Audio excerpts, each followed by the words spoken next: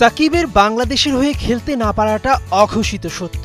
তাই তো কদিন আগে যুক্তরাষ্ট্রের নাগরিকত্ব নিয়ে সেই দেশের হয়ে আন্তর্জাতিক ক্রিকেট খেলার খবর উঠেছিল।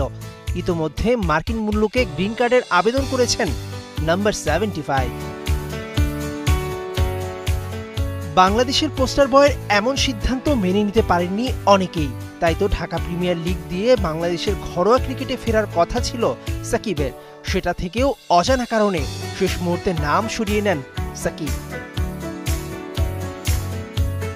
2024-এ ভারত সফরে গিয়ে টি-20 ও টেস্ট থেকে অবসরের ঘোষণা দেন সাকিব আল হাসান।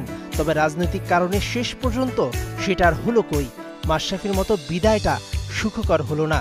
তবে এবার সাকিব ফিরছেন কাকতালীয়ভাবে, সেটা বাংলাদেশেরই বিপক্ষে। এশিয়ান লিজেন্ডস লিগ টি-20-তে খেলতে যাচ্ছেন সাকিব।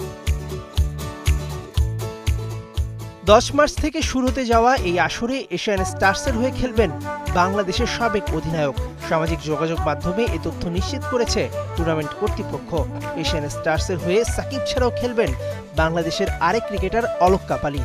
একই দলের হয়ে মাঠ মাতাবেন শ্রীলঙ্কার দিলশান মুনাবিরা, লাহিরু থিরিমান্নে, শেহান জয়সুরিয়া, ভারতের কেদার যাদব, শাহবাজ নাদিম এবং আফগানিস্তানের হামিদ হাসানকে।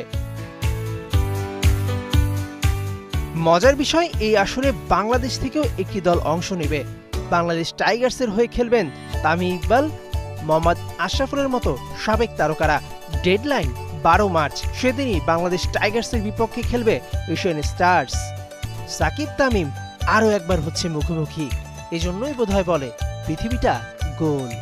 টাইগার ভক্তদের জন্য বড় সুখবর, আবারও মুখোমুখি লড়াইয়ে নামবেন সাকিব আল হাসান ও তামিম ইকবাল খান।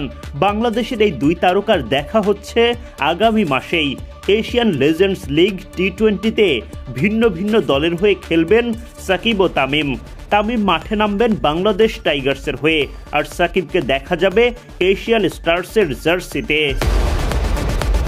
বর্তমান টি-20 ক্রিকেটের জামানায় টুর্নামেন্টের অভাব নেই, তাই তো প্রিয় তারকা অবসর নিলেও তার খেলা উপভোগের থাকে নানা উপায়।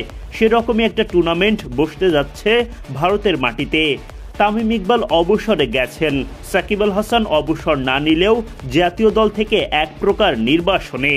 যদিও এশিয়ার কিংবদন্তিদের এই মিলন মেলায় দেখা হচ্ছে সাকিব তামিমের। জানা গেছে বাংলাদেশ টাইগার্সের হয়ে খেলতে আগ্রহী ছিলেন সাকিবও, তবে তার আগেই এশিয়ান স্টার্স দ্রুত চুক্তি সেরে নেয় সাকিবের সঙ্গে। ফলে সাকিব এখন তামিম আশরাফুলদের প্রতিপক্ষ। এদিকে সাবেক টাইগারদের নিয়ে গড়া বাংলাদেশ টাইগার্সের স্কোয়াডটা এমন: অধিনায়ক মোহাম্মদ আশরাফুল, তামিম ইকবাল খান, নাইম ইসলাম, নাদিফ চৌধুরী, আরিফুল হক, জিয়াউর রহমান, নাজিম উদ্দিন, তুষার ইমরান, ধীমান ঘোষ উইকেট কিপার, মেহেদি মারুফ, আবুল হাসান রাজু, মুক্তার আলী, ইলিয়াস সানি, জুবাইর হোসেন লিখন, শফিউল ইসলাম, অলক কাপালি।